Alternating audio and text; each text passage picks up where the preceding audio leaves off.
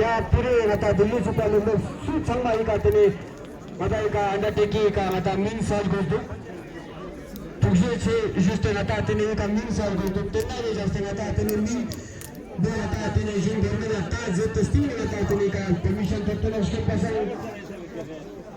tugje zate tene samme ika tene ranga min chura zat yo tene na sura tene jande sende je mata tene ika station का आता है पंजोर में तो आता छोड़ने में तो कौन लगा आता है तो इसका देख सकते हैं तरह अच्छा क्या बेटा ऐसे मोरी के बांगलों ने लेकर 400 पे हाँ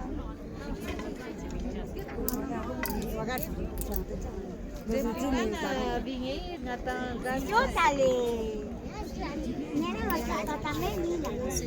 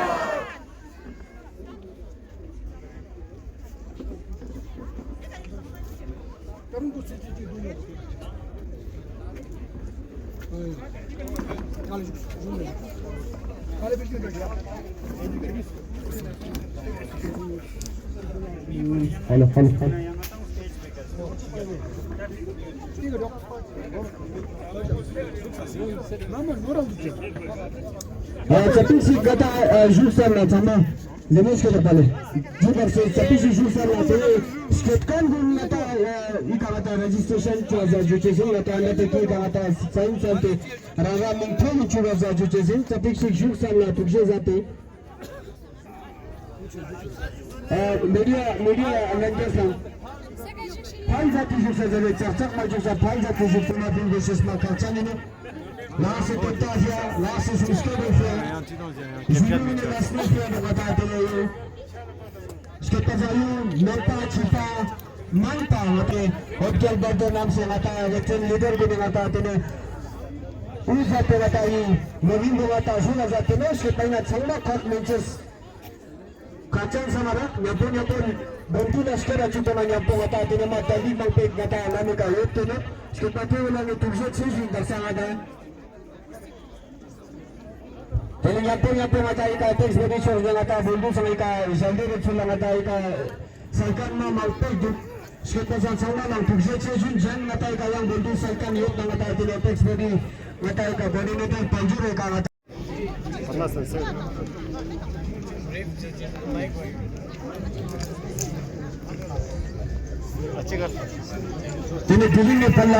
की तरफ से ज्वाइंटली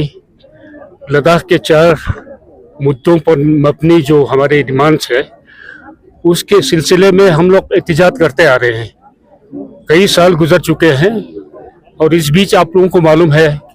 काफ़ी पेशरफ भी बीच में हुआ, बातचीत का दौरा से सिलसिला शुरू हुआ, लेकिन बीच में किसी न किसी वजूहत के बिना पर इसमें रुकावट भी आती रही। तो पिछले साल जैसा आप लोग जानते हैं कि एपेक्स और केडीए के मूवमेंट में सपोर्ट में हमारे लद्दाख के मशहूर जो इन्वायरमेंटलिस्ट है सोनम वांगचुक साहब के जुड़ने के बाद इस मूवमेंट को एक नया पेशरफ्त मिला। और ये मूवमेंट न सिर्फ लद्दाख तक महदूद नहीं रहा, हमारे देश भारत तक ही महदूद नहीं रहा, बल्कि दुनिया भर में ये लद्दाख के जो मुद्दे हैं इसकी चर्चा होने लगा। और इसी के नतीजे पे तौर पर शायद भारत सरकार के ऊपर भी दबाव आया, हर तरफ से दबाव आया। तो धीरे धीरे करके उन्होंने जो हमारी 4 मांगों के जो कोर मांग है उस पर तो अभी तक ज्यादा उनकी तरफ से कोई फैसला नहीं आया। लेकिन आप जानते हैं कि जो कई दौर का जो बातचीत का सिलसिला हुआ उसमें भी काफी कुछ भी खास तौर से जो नौजवान से रिलेटेड है, पब्लिक सर्विस कमीशन से रिलेटेड है, रिक्रूटमेंट से रिलेटेड है, उसके बारे में काफी कुछ एक तरह से समझौता भी आपस में हो गया था। लेकिन चूंकि एपेक्स का ये मत था कि जब तक कोर इश्यूज पे हमारा डिसीजन नहीं होता है जो बाकी रिलेटेड इश्यूज है उसको तरजीह ना देके उसके बारे में कोई फैसला होता है तो उस पे हम तवज्जो नहीं देंगे, उसको हम नहीं मानेंगे करके। तो इस वजह से कोर इश्यूज का जो मामला है वो अभी भी लंबित है। अभी आज के बाद ये मूवमेंट का एक और फेज शुरू हो रहा है और जिसमें श्री सोनम वांगचुक की क़यादत में लेह से शुरू होके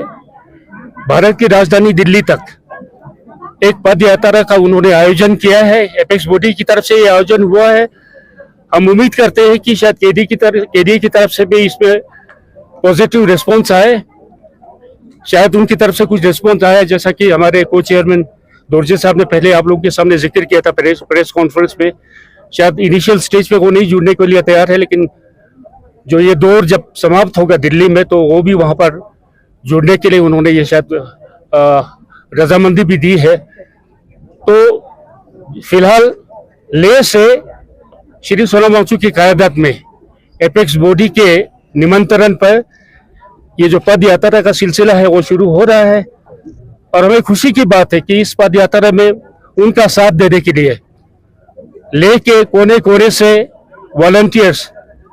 मुझे बतलाया गया 100 से ज्यादा वॉलंटियर्स इसमें जुट चुके हैं जो कि यहाँ से लेके दिल्ली तक जाने वाले हैं। उसके अलावा जो लेह से शुरू होके हमारे बॉर्डर तक, हिमाचल के बॉर्डर तक जो जितने भी यहाँ पर हमारे गांव है, लोग बसते हैं, तो हम उम्मीद करते हैं रास्ते में वो जुड़ते जाएंगे और जितनी संख्या में हो सके उनके साथ जुड़ के इस जो यात्रा को सफल बनाने में अपना योगदान देंगे। तो मैं उम्मीद करता हूं जब 2 अक्टूबर को ये पद यात्रा दिल्ली में समापन की तरफ बढ़ेगा तो तब तक हम उम्मीद करते हैं कि भारत सरकार की तरफ से भी कोई ना कोई पॉजिटिव रिस्पॉन्स आए, शायद बातचीत का दौरा सिलसिला शुरू करने के लिए कोई शायद मदद करे हो। और जैसा कि आप जानते हैं हाल ही के दिनों में लेह में 5 नए डिस्ट्रिक्ट को यहाँ पर देने का इन्होंने ऐलान किया है, तो उसके बारे में भी काफी खदशात लोगों में है। हम जो ये फैसला है भारत सरकार का उसका हम खैर मकदम करते हैं। एपेक्स बॉडी ने इसका भरपूर खैर मकदम किया है, सोनम वांगचुक जी ने भी किया है, लेकिन साथ ही साथ इसके बारे में कुछ तजवीज़ भी है लोगों के मन में। जैसा कि आप जानते हैं कि जहां तक यूटी का ताल्लुक है, जब हम यूटी के लिए डिमांड कर रहे थे तो हम यूटी विद लेजिस्लेचर कर रहे थे, और उसके साथ साथ बाद में हम लोगों ने जम्मू कश्मीर के साथ रहते हुए जो 370 और 35A के जरिए जो सुरक्षा लद्दाख के लोगों को मुहैया था उसके खत्म हो जाने के बाद तो उसको सेफगार्ड को यकीनी बनाने के लिए 6 शेड्यूल की हमने डिमांड रखी थी। तो जो कोर जो हमारे डिमांड है स्टेटहुड का हुआ, 6 शेड्यूल का हुआ, उसके अलावा 2 पार्लियामेंट्री हल्का लेह और करगिल के लिए जो घोषणा करने की बात है, या पब्लिक सर्विस कमीशन और रिक्रूटमेंट से रिलेटेड जितने भी इश्यूज है, तो ये 4 इश्यूज हमारा कोर एपेक्स बॉडी की तरफ से है और उसी पे हम उम्मीद करते हैं कि भारत सरकार बातचीत का सिलसिला दोबारा शुरू करके तो इसको हल करने में जल्दी से जल्दी इकदाम उठाएंगे, ये उम्मीद करते हैं। सर, काफी लोगों के जहन में ये भी सवाल उठे हैं कि बीच में आप काफी मीटिंग्स में नहीं नजर आए और एक प्रेस कॉन्फ्रेंस में भी जर्नलिस्ट ने काफी सवाल किए, आपके वहाँ मौजूदगी नहीं थी, तो इस पे क्या कहेंगे, क्यों इन बीच में जो है? देखिए, मैंने एक्टिव पॉलिटिक्स से 19 में ही मैंने रिजाइन कर दिया था और मैंने तय कर लिया था मैं किसी तरह की एक्टिव पार्टी पॉलिटिक्स हो, इलेक्शन पॉलिटिक्स हो, उसके साथ नहीं रहेंगे, क्योंकि मेरी कुछ प्रॉब्लम थी, हेल्थ इश्यूज भी था और वैसे भी बहुत साल हो गया, तो अब एज की उम्र के साथ साथ तो मैं घर की तरफ भी अपना तवज्जो देना चाहता था और अपना सेहत का भी ख्याल रखना चाहता था, इसलिए मैंने तय कर लिया था। लेकिन बीच में कुछ इस तरह के जो इश्यूज आए जिसके जरिए कि हमने जो इलेक्शंस में इसको मैनिफेस्टो में रखा था, और उसके अलावा भारत सरकार की तरफ से दो मंत्री लद्दाख आए थे, उन्होंने यहाँ पर जायजा लिया, उसके बाद कमेटी बनाई गई और 6 शेड्यूल के बारे में तय हो गया कि देंगे। लेकिन उसके बाद अचानक भारत सरकार की रुख में तब्दीली आया, तो उसको चलते हुए हम कुछ जो सीनियर यहाँ के पॉलिटिशियंस थे, वेटरन लीडर्स ये कह लीजिए, जिसमें मोस्ट रेवरेंड खम्पू रिम्पोछे साहब शामिल थे, कासिनी दोरजे, रिगजिन जोरा साहब, मैं, और हमने लद्दाख के जो एमपी थे उस समय के, उनको भी वेटरन लीडर्स के साथ जोड़ के इस जो बढ़ते हुए जो भारत सरकार की ये थी रुख थे, उसको दोबारा से हम 6 शेड्यूल की तरफ तवज्जो लाने के लिए ये हमने एपेक्स बॉडी को कायम किया था। और उसके बाद आप जानते हैं, हिस्ट्री जानते हैं, उसको रिपीट करने की जरूरत नहीं है, लेकिन बहुत दुख के साथ कहना पड़ता है, एक और इश्यूज पे अभी तक भी भारत सरकार की तरफ से कोई पॉजिटिव रिस्पॉन्स नहीं आया। तो जहां तक आपने मेरे बारे में कहा, तो मैंने तय कर लिया था कि अब मैं शायद धीरे धीरे मैं एपेक्स बॉडी से भी दूर हटूंगा, इसलिए नहीं कि मैं एपेक्स बॉडी के जो 4 पॉइंट मुद्दा है उससे मुख्तलिफ राय रखता हूँ। आप लोगों को मालूम है, मैंने आज तक मेरी सियासी जिंदगी में जो भी जिस पार्टी के साथ भी मैंने शमूलियत की, लद्दाख के इश्यूज के बारे में, लद्दाख के लोगों की फलाह और बहबूदी के लिए मैंने वो पॉलिसी अख्तियार किया और उसमें मैं कायल रहा। और अभी भी बेशक मैं अब एक वक्त आएगा, मैं कोर कमेटी से भी शायद मुझे थोड़ा दूरी रखना पड़ेगा, लेकिन इस कोर इश्यू के साथ मेरा कभी दूरी नहीं हो सकता और उनके समर्थन में हमेशा खड़ा रहूंगा।